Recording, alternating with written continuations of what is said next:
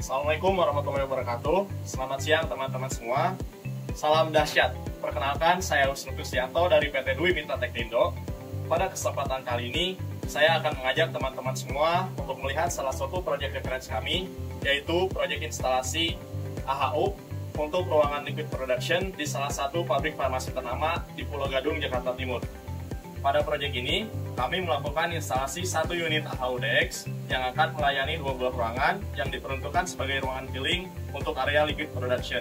Tantangan-tantangan pengondisian udara yang harus kami provide pada proyek ini, diantaranya yang pertama adalah temperatur yang harus kami jaga di titik 22 plus minus 2 derajat Celcius, dan juga humidity yang dijaga kurang dari 70%. Selain itu, karena aplikasi HPAC ini merupakan aplikasi untuk clean room atau ruang bersih, maka kami juga harus memperhatikan dari sisi indoor air quality-nya, yaitu jumlah partikel ruangan yang merupakan kelas ISO 8, tingkat ACH yang minimal 20 kali, dan juga tekanan udara ruangan yang harus dibuat positif.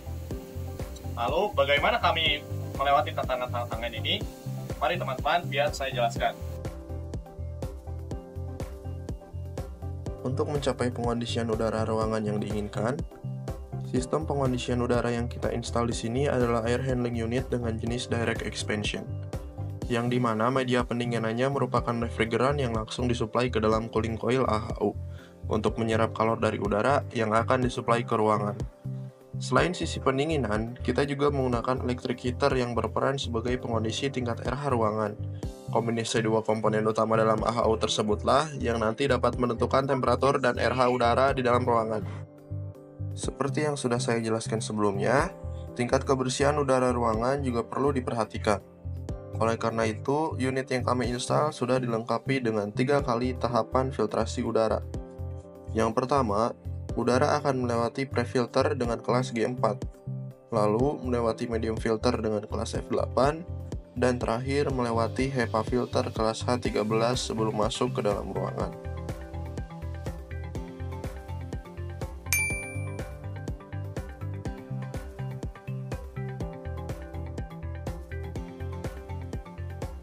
Bagaimana sistem kontrol pada sistem kami? Mari teman-teman, biar saya jelaskan.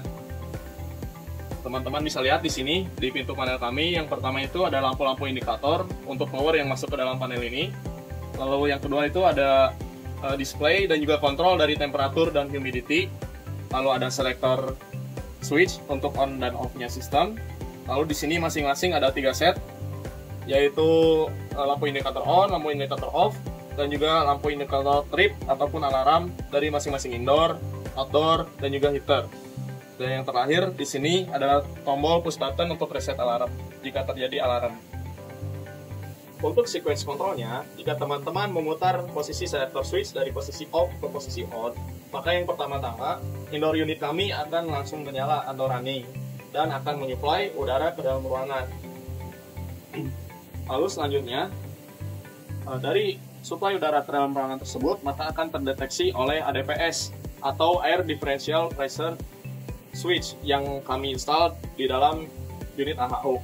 Dari situ, jika terdeteksi ada perbedaan tekanan, maka unit SCR atau Silicon Control Rectifier yang berfungsi untuk mengontrol heater akan langsung menyala. Dan yang terakhir, outdoor unit kami akan running jika temperatur dan humidity yang terbaca pada sensor THD yang kami install di return duct lebih tinggi daripada temperatur dan humidity yang kami set di sini. Dan juga jika sensor ADPS mendeteksi adanya perbedaan tekanan seperti halnya pada unit heater. Teman-teman, mengapa keterbacaan airflow pada ADPS ini menjadi penting pada sistem kontrol kami? Ini merupakan salah satu fungsi safety dari sistem kontrol kami, di mana kami menghindari adanya outdoor unit dan heater yang menyala ketika tidak ada airflow di dalam sistem. Nah, ini sangat berbahaya teman-teman, di mana jika outdoor unit dan heater ini menyala ketika di dalam sistem tidak ada airflow, maka dapat mengakibatkan adanya freezing ataupun kebakaran bahkan di coil yang terdapat di AHU. Nah, selanjutnya jika teman-teman penasaran dengan bagaimana proses udara yang terjadi dalam AHU, mari kita lihat di section AHU. Oke teman-teman, sekarang kita udah sampai di unit AHU-nya. Untuk section yang pertama, di sini ada section mixing chamber. Jika teman-teman sudah nonton video DMT yang sebelumnya mengenai tipe-tipe dari pengondisian tata udara, maka tentu saja teman-teman sudah mengerti apa fungsi dari mixing chamber. Nah, dalam mixing chamber ini berfungsi sebagai area pencampuran udara return dan juga udara fresh air yang kami supply ke dalam ruangan. Kenapa perlu udara return dan udara fresh air? Ini penting karena untuk memastikan jumlah oksigen yang masuk ke dalam ruangan itu tetap mencukupi untuk pekerja-pekerja di dalam ruangan.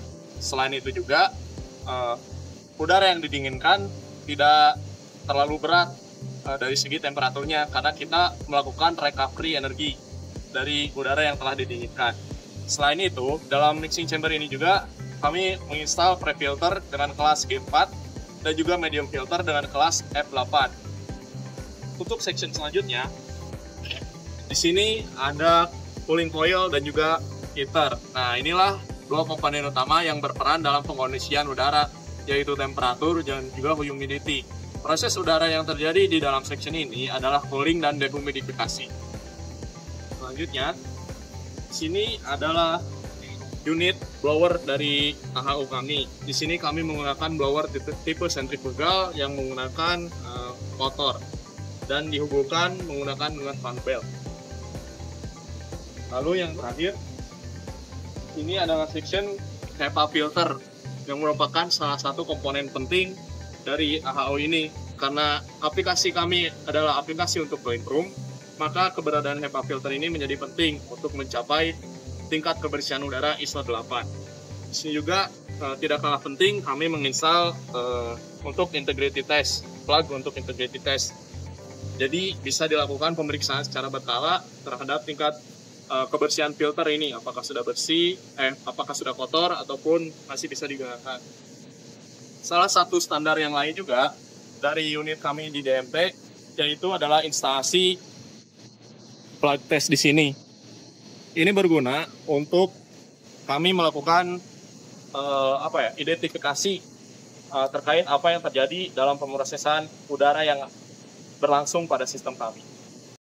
Oke teman-teman, sekian yang bisa saya jelaskan mengenai proyek kami kali ini. Semua proses dari mulai desain, instalasi, dan juga kualifikasi merupakan salah satu dari keahlian PT Dwi Mitra Teknindo. Oleh karena itu, bagi teman-teman yang ingin berkonsultasi tentang HPAC, teman-teman bisa menghubungi kami di www.dwimitrateknindo.com.